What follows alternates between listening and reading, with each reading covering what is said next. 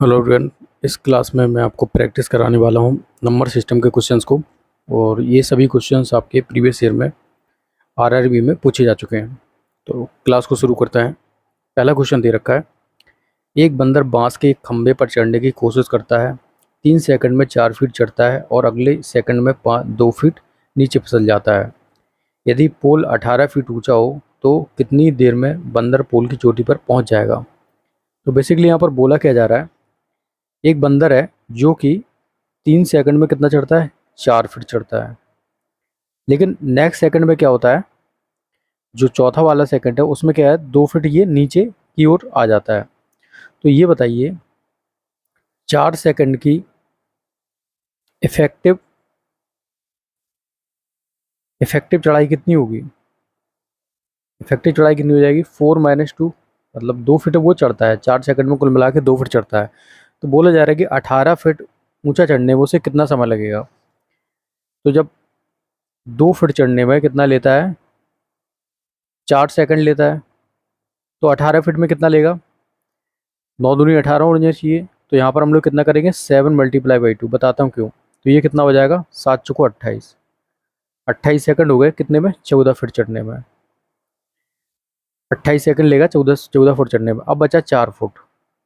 अब मुझे बताइए जो अगले 3 सेकंड होंगे ना, जो अगले 3 सेकंड है उसमें तो जब अगले 3 सेकंड और चढ़ेगा, अगले 3 सेकंड में वो कितना चढ़ जाएगा, 4 फीट।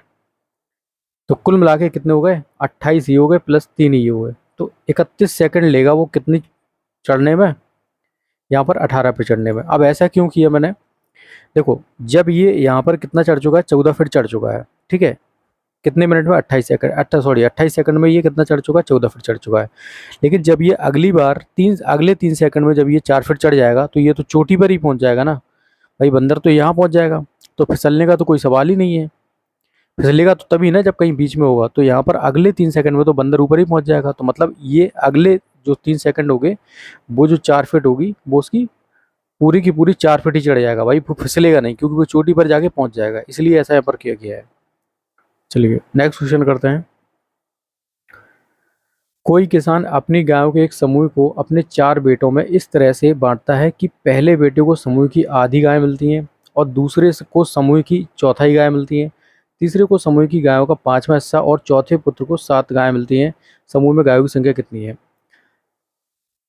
लेट समूह में गायों की संख्या x मान लेते हैं। अब x को हम इसको कैसे करने वाले हैं, बिल्कुल इस सेकंड का मैं आंसर आपको 5 सेकंड बताने वाला हूँ कि इस प्रकार के क्वेश्चन कैसे करना है। अगर आप ये करने बैठ जाओगे x/2, ठीक है, फिर क्या होगा, x/4 + x/5 + 7 बराबर क्या हो जाएगा, यहाँ पर गायों की संख्या। इसको सॉल्व करोगे काफ़ी ज़्यादा समय लगेगा। देखो सवाल को पहचानो क्या बोल रहा है वो। सवाल ये यहाँ पर बोल रहा है कि पहले बेटे को समूह, कुल समूह का मतलब x का, फिर दूसरे बेटे को समूह का। तो यहाँ पर कुल समूह से बोला जाना, तीसरे बेटे को भी समूह का। जब समूह को बोला जाता है तो इसको परसेंटेज से कर लेते हैं यार। तो पहले बेटे को आधी गाय मिलती है, मतलब 50% गाय मिल गई। दूसरे बेटे को समूह का कितना, 1/4, मतलब 1/4 का मतलब हो गया 25% मिलती है।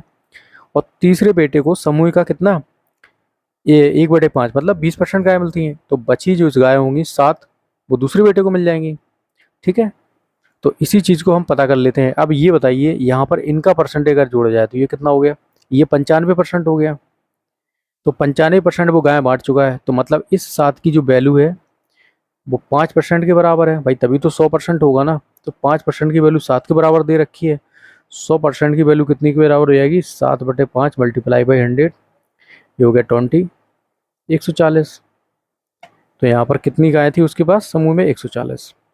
ये किसी ने भी इस प्रकार से क्वेश्चन नहीं कराया होगा, मैं इसकी आपको गारंटी दे सकता हूँ, ठीक है। चलिए नेक्स्ट क्वेश्चन करते हैं।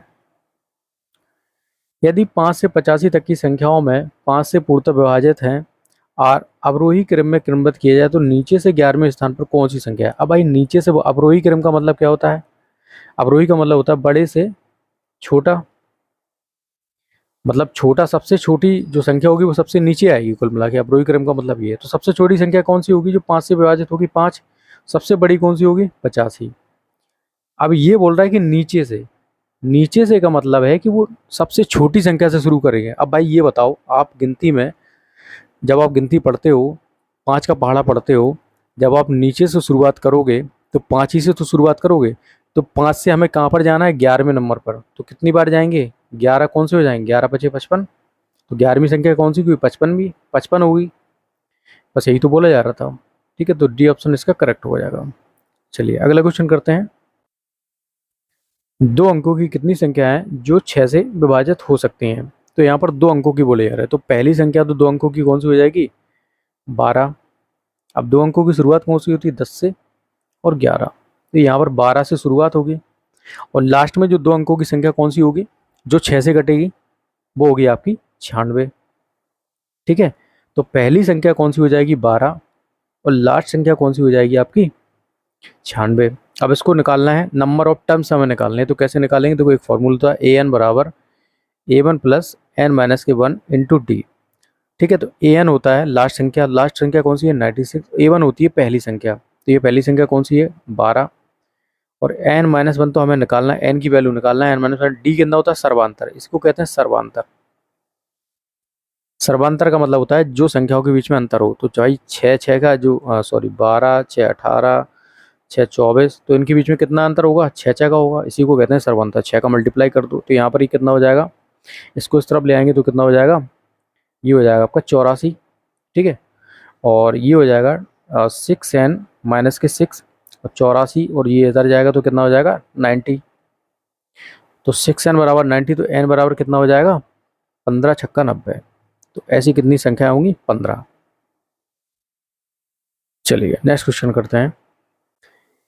1 से 100 के बीच कितनी ऐसी संख्या है जिसमें प्रत्येक से 4 से तो केवल न मूलतः विभाजित हो, बल्कि जिनमें 4 से 4 अंक के भी रूप में आता हो। ये बोला जा रहा है कि कोई भी ऐसी संख्या जो कि 1 से 100 तक के बीच में जो 4 से विभाजित तो होती ही होती है, लेकिन उनमें 4 भी आता है। 4 का मतलब है, अब पहली संख्या अगर जो विभाजित होती है 4 से, वो 4 ही होती है। उसके बाद कौन सी आएगी, 14 आ जाएगी जिसमें 4 आता है। उसके बाद 24 आ जाएगी, 34 आ जाएगी, फिर 40 आ जाएगी, 44 आ जाएगी, 48, ठीक है, और 54, 64, 74, 84, और एक हो जाएगी 94। तो अब ये बताना है कि इसमें से कौन सी ऐसी संख्या है जो कि 4 से विभाजित तो होती है, उनमें 4 भी आता हो। तो क्या 14 4 से विभाजित होती है, बिल्कुल नहीं होती है। 34 नहीं, 54 नहीं, 74 नहीं, 94 नहीं। तो इतनी संख्या होती है जिनमें जो 4 से पूर्णतः विभाजित भी है, उनमें 4 भी आता है। तो 1 2 3 4 5 6 7, तो ऐसी कितनी संख्याएं होंगी, 4। चलिए नेक्स्ट क्वेश्चन करते हैं। यदि एक से एक प्राकृतिक संख्या है तो x उतने का हमेशा किससे विभाजित होगी। अब x एक प्राकृतिक संख्या है, मतलब 1 2 3 4 5 कुछ भी। ठीक है, तो हम यहाँ पर इस समीकरण में कुछ भी रख देते हैं, मान के चलो x ही ले लेते हैं, x बराबर 1 ले लेते हैं, क्योंकि नेचुरल नंबर है, कुछ भी ले सकते हैं। तो 1, यहाँ पर 2, यहाँ पर कितना हो जाएगा 3, तो इसका क्या हो जाएगा 6। तो ये संख्या हमेशा 6 से विभाजित होगी। अब मान के चलो 2 ले लेते हैं, तो 2 मल्टीप्लाई बाई 3, और ये कितना हो जाएगा 4, 4 तिया 12 दूनी 24, ये भी क्या होगी 6 से विभाजित। तो ऐसी संख्या जिसमें अगर हम नेचुरल नंबर रख दें अगर इस वाले समीकरण में, तो वो हमेशा किससे विभाजित होगी, 6 से। नेक्स्ट क्वेश्चन करते हैं। अर्पणा एक केक 2 भागों में काटती है, उसमें से आधे भाग को समान आकार के टुकड़ों में काटती है। प्रत्येक छोटे टुकड़े का आकार वजन 20 ग्राम है। यदि उसके पास केक कुल मिलाकर 7 टुकड़े हों तो मूल केक का वजन क्या है। अर्पणा के पास ये एक केक दे रखा है, उसको वो 2 भागों में काटती है। अब एक जो भाग है उसके तो वो 6 टुकड़े करती है, 1 2, ठीक है, 3 4 5, 1 2 3 4 5 6, ठीक है। तो ये 6 टुकड़े कर देती आधे भाग के, और प्रत्येक जो टुकड़ा है वो 20 ग्राम का है। अब यहाँ पर प्रत्येक टुकड़ा अगर 20 ग्राम, तो 6 टुकड़े कितने को जाएंगे, 120 ग्राम के। अब ये बताइए, अगर आधे पार्ट जो है वो आपके पास उसके पास उसने कहा है कि मूल केक का वजन कितना है, कितना था, उसके पास 7 टुकड़े हो गए, तो कुल मिला के 6 टुकड़े ये हैं और 7वां टुकड़ा ये वाला है, भाई 7वां टुकड़ा ये हो जाएगा। तो ये बताइए, अगर आधे का वजन 120 ग्राम है तो पूरे का वजन कितना हो जाएगा, भाई 120 प्लस 120 कर देंगे तो कितना हो जाएगा 140 ग्राम, सॉरी 240 ग्राम। तो आंसर सी क्या होगा, इसका करेक्ट होगा। ठीक है, चलिए नेक्स्ट क्वेश्चन करते हैं। किसी संख्या को 7/6 से गुणा करने के लिए कहा गया, परंतु उस संख्या को 7/6 से भाग कर दिया गया, जिसके परिणाम स्वरूप वास्तविक परिणाम 39 कम प्राप्त हुआ। वह संख्या क्या थी? अब मुझे एक बात बताइए, अगर आपको x का 7/6 में गुणा करना है तो मतलब वो संख्या 6 से क्या होनी चाहिए? डिविजल होनी चाहिए। अब यहीं से तो हमारा आंसर आ जाएगा। तो क्या ये 135 6 से डिविजल है? 140 भी नहीं होता है, 125 भी नहीं होता है, तो हमारा जो आंसर हो जाएगा वो 126 हो जाएगा। ठीक है, चलिए नेक्स्ट क्वेश्चन करते हैं। एक संख्या 5 से विभाजित करने पर 3 शेषफल छोड़ती है, उसी संख्या को 5 के वर्ग से विभाजित होने पर, मतलब उसी संख्या को उस संख्या के वर्ग से विभाजित करें।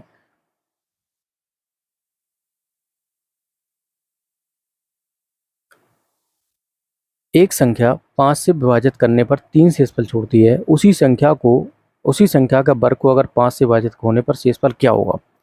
अब कोई भी ऐसी संख्या मान लेती है, मान के चलो हम 8 में अगर 5 से भाग देते हैं तो 3 शेष बचता है।